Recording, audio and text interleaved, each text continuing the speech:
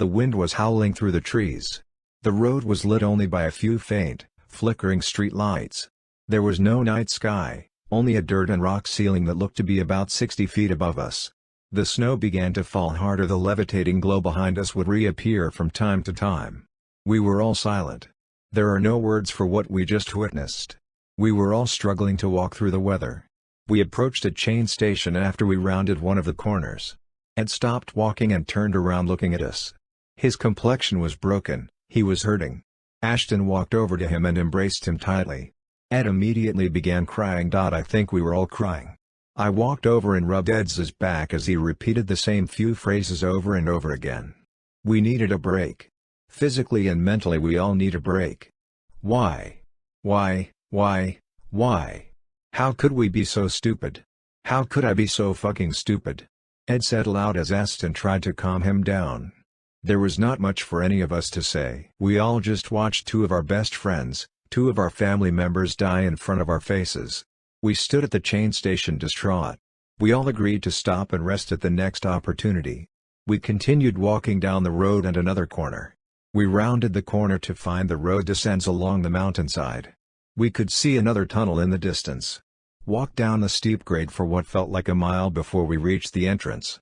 This one was lit with candles on both sides, about every 50 feet or so. The snow-covered asphalt had transitioned into the dirt. More yelling and screaming could be heard coming from the depths of the tunnel. We could not see the opening on the other side of this one yet. We walked along the cobblestone wall till we found an opening. Surrounded by flowers and garden foods. Ripe fruits and vegetables lay piled against the wall along with a nightstand with an old lamp on top. The lamp emitted a dim yellow glow. The bulb would get brighter only to become dim again. The lamp was not plugged in. The tunnel the desk was next to was the size of a small freeway tunnel. This one was also cobblestone with candles mounted on the inside wall about every 100 feet. A stone slab was mounted on the wall next to the entrance. Read, Post, Solis, Est, Cur, Ignorare. Ashton read aloud. So, Post Solis, means to follow the sun, Ed said while wiping the snot and tears from his face. I'm guessing the rest refers to ignorance or ignoring something. He added as he dropped his backpack off his shoulder to replace the batteries in his flashlight. We took a small moment to catch our breath before starting into the tunnel. We figured the quarters would not be as cold and the wind couldn't reach us. We walked a few hundred feet slowly into the tunnel until we reached a corner turn. We then followed the candlelit hallway a few hundred more feet until we reached a large opening that looked as if it were a cluster of hollowed-out cavities. All about the size of a very large bedroom. There were about 7 of them that all had lit candles inside. The walls and floor were all dirt now. There was an old piano, a chair, 3 hung mirrors, a broken table, and books inside. A few doors lay on the ground along with a couple of broken picture frames. Let's set up here, I said aloud as I took off my backpack. Sounds good, man, Ed said as he took off his pack and sat down against the wall. Ashton took off her pack and walked over to me, wrapping her arms around me, placing her head on my chest. We have a couple of things to do before we try to rest, I said as I looked around. It is still pretty cold, do you want to build a fire? Ed asked as he looked up at us. Ashton and I nodded as we walked over to Ed to help him off the ground. We all walked around the cavities, picking up large rocks and stones for a fire pit. Ed dug out the center of the pit with a piece of broken wood. Ashton and I broke the wood legs off the table and chairs. We then piled the wood in the center of the large fire pit. Ed reached into his bag and brought out his fire kit. We all learned to make them when we were counselors at Camp Verdict. I taught Ashton how to make one a few months ago. We all had one in our packs. It came with 3 full matchbooks, a Zippo, lighter fluid, extra flint, a small ball of wick yarn, and pencil shavings we all collected from the pencil sharpeners at school. Ed built the fire while Ashton and I rolled 3 large stones over to the cavity. We placed them on the outside of the fire pit to sit on. Ashton and I then emptied our backpacks onto the floor. Once the fire got going, Ed emptied his bag out as well. The glow from the fire illuminated the entire space we were in along with some of the neighboring cavities. We all turned our bags inside out and placed them next to the fire to dry out. I also put the ropes and the other soaked gear next to the fire and stones to dry. Ashton and Ed did the same. Ed reached over and picked up the pocket watch that his father gave him. What the fuck, man? Ed said before looking over at the two of us. "What's up?" I asked. Ed then tossed the pocket watch over to me. The time read 5:37 p.m. There was a small frame on the right side of the watch's face.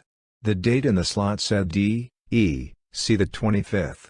"This cannot be correct," I said aloud while handing the pocket watch over to Ashton. I went through my gear and found my wristwatch.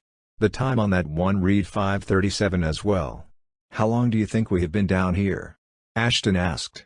"I would think around 15 to 16 hours, Ed replied before picking up Blanca's journal from the pile of gear. "I should have said something earlier, at the first entrance." "I am so stupid," Ed said while turning through the pages. "What do you mean, man?" I asked. "Blanca tried telling us a long time ago. We are all way too naive to listen.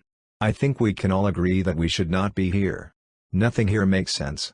Let's assume just for a minute that everything Blanca told us is true and that the things I read and researched were not all bullshit. We will assume that we entered the quarters that Blanca warned us about. The ones that the Kilpoco and the villagers used ages ago. I've been thinking of it for a while now. We are at least 8 miles underground and the path keeps descending.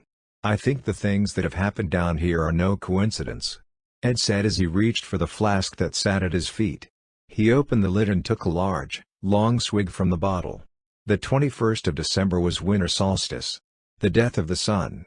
The ones of the below that use this day to receive from the living, also use this day to present themselves to their followers. When we went to Willow Creek on the 21st, we saw the sun's followers and what they were offering to the below.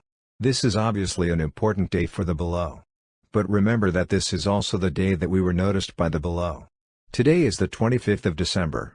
Which is another important day for the below. It is the celebration of death, it is the promise of birth. It is the day that the deserving are reborn, it is also the birthday of everything unholy. Celebrations, festivals, rituals, and various ceremonies in various cultures take place on this day to dance alongside the below. Above all else, December 25th is the day that all debts are paid, it is a day to please the gods and receive the promise of life. A curse renewed. A hex solemnly placed, with debt unpaid, a life is replaced.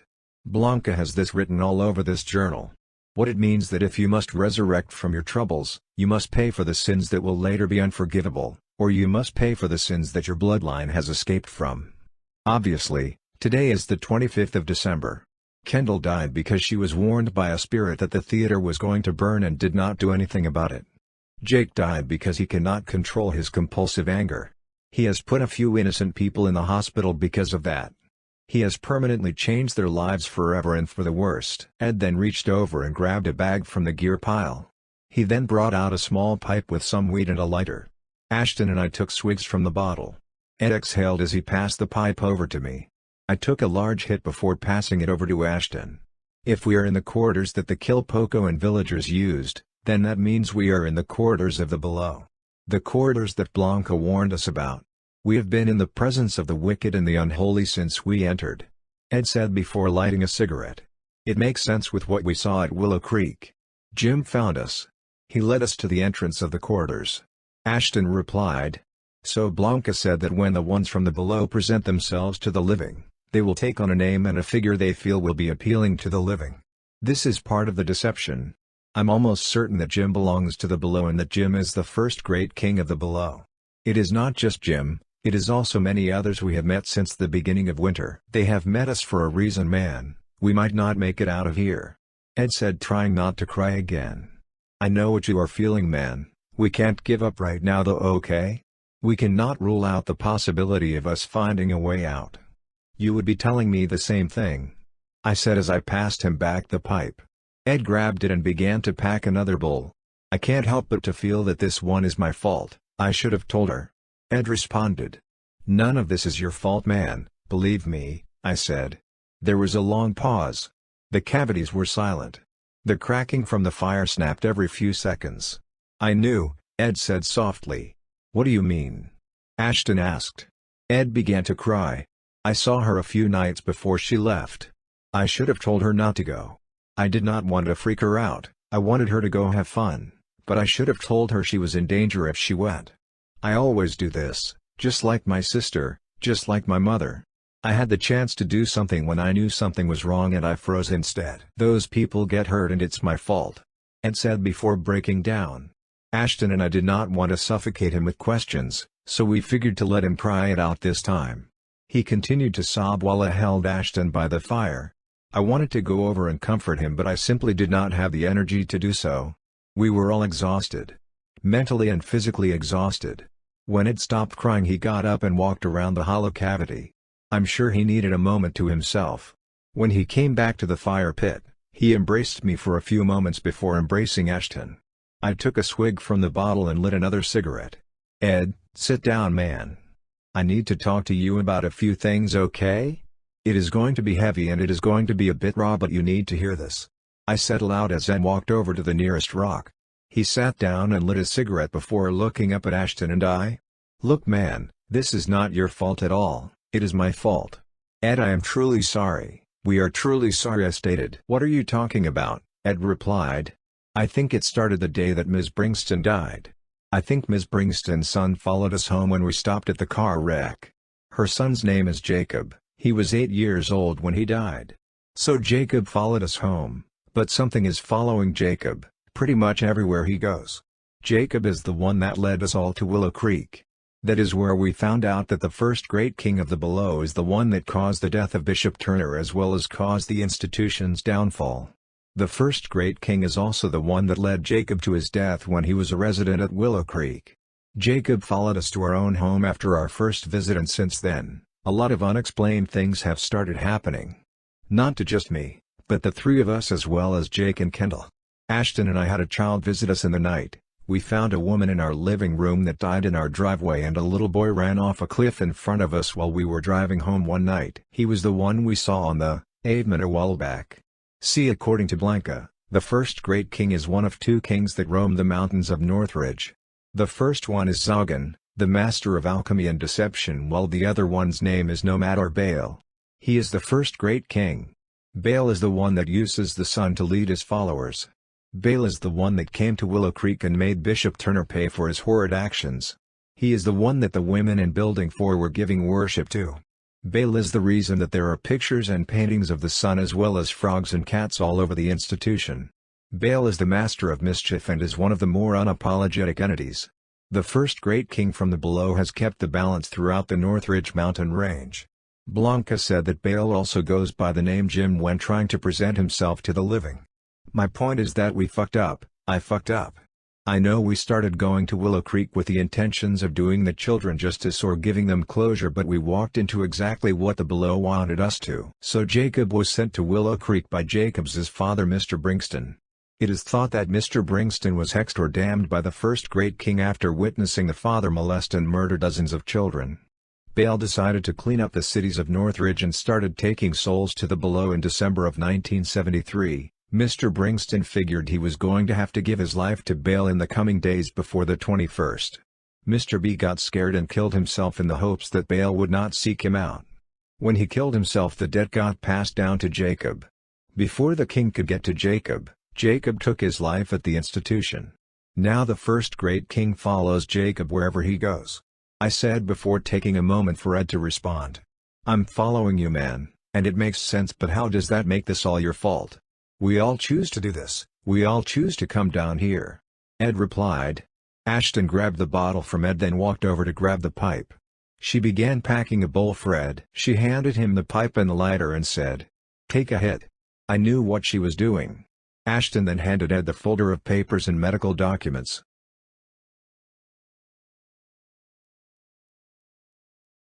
Jacob and Forrest are brothers. Forrest was born the day that Jacob died. Forrest is the next in the bloodline. If the below and all of this is real, then that means that Forrest is left to pay the debt that Mr. Bringston left behind, because Mr. Bringston is Forrest's father and Mrs. Bringston is Forrest's mother. Mr. Bringston and Jacob both took their lives before Baal could take them to the below. That was part of the deal that Mr. Bringston and Baal had made. This means that the debt now belongs to Forrest. Baal found Forrest. It is no coincidence we are down here, Ashton said before taking a drag of her cigarette. The cavity we were in grew silent. The sound of the fire cracking seemed louder than ever. After looking at the folder, Ed picked his head up and looked over at me. "Your last name is Alamos, though," Ed replied, confused. I took a hit from the pipe and sat on the floor in front of Ed, locking eyes with him. Ms. Bringston was forced to give custody to her own parents. Ms. Bringston's maiden name is Joyce Alamos. I was born into this and I had no idea of this until we started seeing Blanca. I said, anticipating his reaction. Ed looked up from the bottle and grabbed the folder full of papers. His face grew tense and almost angry before he threw the folder at my face. He then threw the bottle of rum at me as well. I was lucky to have it miss my face by a few inches. My face was cut from the papers that had flown out of the folder. And you did not say a fucking thing? You did not say a fucking thing to any of us. Both of you knew and let us walk into danger? Forrest, your bloodline is hexed. You were damned the moment you were born. Anyone close to you or around you is bound to suffer, and you did not tell any of us. We never would have gone to the institution. We never would have contacted those children. We never would have been approached by the first great king of the below. What the fuck, man? We would not be spending our Christmas miles under a mountain with two dead friends while in the wake of the below. No. We would be trying to find ways to cleanse you or some shit. But no. You decided not to speak up, and because of that, our friends are dead. And you know as well as I do that the chances of us making it out of here are slim to fucking none. If you warned us, we never would have come to Willow Creek tonight. Fuck you, Forrest. Fuck you. Ed said before standing up to walk away. He walked down the hall and out towards the tunnel we came from. I'm sure he just needs another moment to collect his thoughts. He has a point, and I have never felt so guilty and ashamed in my life. Let him go, my love, Ashton said as she took a swig from the bottle. Ashton and I sat by the fire and waited for Ed to come back. Once he did, he sat on his stone by the fire and smoked another bowl. His face looked a mess. Ed was exhausted. We talked for a while before we established we were okay and that we were good again. Ed still had moments where he was angry, and I don't expect anything less. I would be too. We ate the packaged food and gathered more wood for the fire from the broken table. We all wanted to sleep but knew it felt too uneasy for us all to be asleep at once. The clock read 6:10 p.m. We found that for every 9 hours that pass for us, 2 hours will pass on the pocket watch. Ashton and I decided to stay up and let Ed sleep until the clock hit 7 p.m. Once he woke up, he would let us sleep until 7:45. Ed took his boots off and placed them between the wall and the fire. He grabbed a snow jacket from the gear pile and laid down, using his boots as a pillow and the jacket as a blanket. Ashton and I moved all of the dry gear into one of the dry backpacks. We read through Blanca's journal as well as the others while Ed slept. I did not feel tired, I just felt numb. Ashton eventually fell asleep while resting her head on my legs. The horn could faintly be heard every now and then. I sat against the wall for hours while the fire continued to rage. The room felt eerie, the ambience began to get dark. I could see the doorway to the hallway we entered through from the spot I was sitting in. The glow from a few candles could be seen outside the doorway. The air grew tense, the room became more silent before a dark, robed figure slowly passed by the entrance. Its feet were not touching the floor, as if it were floating down the hall. I quietly woke Ashton up and told her to look towards the opening. A small flame about shoulder height slowly passed the entrance. Ashton grabbed my arm and squeezed tightly. We both sat fixed on the passageway. Another robed figure slowly passed by the opening. We were truly terrified. Completely motionless we sat hoping that whatever that was, did not come into the cavity we were in. A few moments passed before we began to hear the sound of someone walking through the dirt. The footsteps started off faintly but gradually got louder as they got closer to us. The large flame returned in the doorway and hovered in the entrance. The spirit box suddenly turned on. It was not loud but in fact soft enough to not wake up Ed.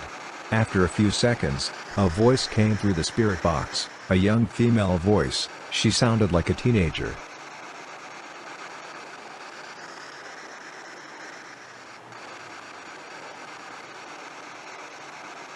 Tell Mr. Ed this is not his fault.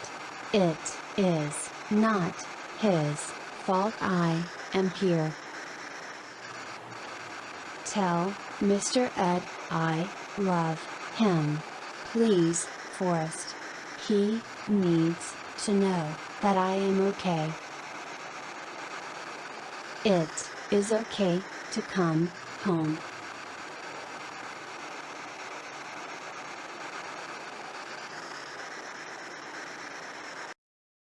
The room was silent once again. "Who was that?" I asked. "I don't know, but I did not like that at all," Ashton said before grabbing my hand. We sat by the fire scared as we anticipated something else walking by the opening. The flame of the fire was beginning to get low. There was almost no more wood left to burn. We have half of a table and a door. We found that the only other wood was the desk at the entrance to the tunnel around the corner. We broke up the rest of the table and put it into the fire. We gave it about 30 more minutes before we figured it was time to go grab the table from the wooden desk from down the hall. Ashton and I put on our packs and left a note for Ed telling him we will be right back. At the bottom, we wrote the message from the female we heard on the spirit box. I took out my hatchet and a large candle and started out the pathway and into the tunnel. Ashton followed with a candle and a hunting knife. We walked slow, still anticipating a figure to appear from the corner. We made our way down the hall and into the freeway tunnel we came from. We both stood next to the entrance next to the desk and the lamp. The wind was still howling. We could see the freeway tunnels opening from where we were. The snow was falling harder, now blanketing the trees and road. Ashton walked over to the wooden desk and opened up the drawer. Inside was a handful of baby photos and a note that read, "Why did you leave him alone? You knew not to leave a sleeping man alone."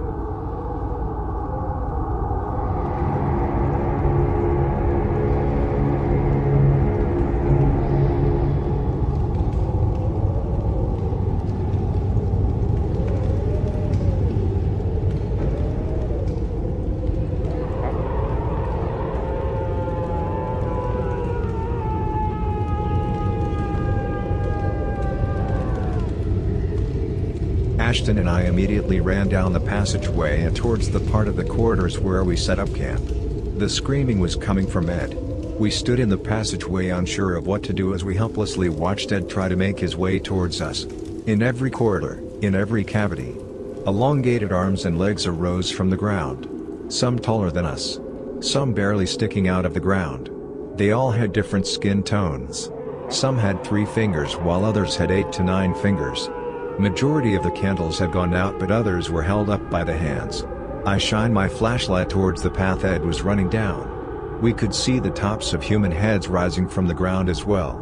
Some with their eyes open, some blinking, some with their eyes closed. The oar began to sound again. Ashton and I screamed at him to run faster as the arms and legs reached out for Ed.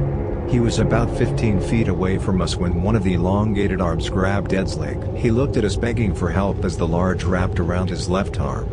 One of the legs swung down and struck the back of Ed's head with the heel of the foot. He suddenly was dizzy and was becoming disoriented the more the leg came down on him. We watched helplessly in the doorway as another arm grabbed Ed's hip. Our lights showed the arms slowly making their way towards Ed's body. Ed let out a loud scream as the arms pulled in opposite directions. His arm detached from his body like a toy doll. He begged for us to come and get him, but we were stuck where we were standing. He reached out for us with his other arm, but when he did, another very large hand reached up and grabbed Ed by the head, while another one latched onto his hair. The arms began to pull again. Ed's left leg was then ripped off his body. He looked up at us with a helpless look in his eyes. One hand pulled his hair back while the other grabbed onto his jaw. Ed was scalped before he began to lose consciousness. The one arm reached up and used its long fingers to impale his stomach. The hand then began to disembowel Ed. Other hands reached over and began throwing his insides across the cavity rooms. Shortly after, one of Ed's legs was thrown across the room. The sounds of bones crunching and tendons tearing could be heard over the horns. The hands then ripped Ed's head from his torso and threw it across the room towards us. An arm reached from the ceiling towards us before landing on Ed's head. The head was then thrown again to a neighboring corridor where one of the arms from the wall held a candle to his face. Ed's hair caught fire, his skin began to melt as it was thrown across the rooms again. Every now and then one of the arms or legs would retract under the surface of the ground wall, his body parts taken underground. The arms and legs began to retract from the ceiling, the walls and the floors. Once they were all gone, the only thing left was one of Ed's legs stuck in the ground, as well as the very top of his head we could see impaled in the ceiling. Ashton began to cry loudly as the sound of humming could be heard from the hall behind us. I shined my light down the hall behind us to find a figure emerging from the corner. We could not really see its face, but it was tall. Its feet did not touch the ground. It looked like it was in a robe, but I could not tell. It was unholy, It was not human. It was not friendly. The sound of scrapping could be heard from the figure's antlers grinding across the walls it was walking next to. It was walking towards us. Ashton and I ran as fast as we could down the hallway, quickly passing other rooms and cavities. The horn continued to sound as we made our way downstairs and through multiple pitch-dark passageways. We stopped in the entrance of another colossal open space that looked like it was home to another endless pit. This one had a width of at least half a mile. We could not really see the other side with our lights, and the pit appeared to be foggy. It was very cold in this room, but a little less uncomfortable being in an open space. We walked a little further to find ourselves on a large long bridge. The ceiling was also too tall to see the bottom of. The bridge we were walking on looked like it travels across the enormous pit. The bridge was constructed of dark brick and cobblestone with wick lamps on both sides every 50 feet or so. Ashton sat against the wall on the bridge and began to cry again. "Not Ed, baby, not Ed," she said as she sobbed. I sat beside her and cried with her. I felt crushed. I felt hopeless. There was nothing to say. We both cried for about half an hour on that bridge. Now and again the sound of the horn could be heard, as well as endless yelling that sounded like it was coming from the abyss of the pit. Ashton rested her head on my shoulder as she wiped her face with her shirt. I was more numb than before. I began to feel like this is it. I'm doing my best not to give up, but my vision is blurry. I've gone through a few adrenaline dumps since we came down here, and my thoughts are not the healthiest. Ashton's eyes are swollen from crying. She would shake every now and again. We could hear footsteps and voices every few minutes. We talked about a game plan. We agreed no matter what, we cannot give up on ourselves or each other. We need to get out of here. We keep our heads straight and find a way out.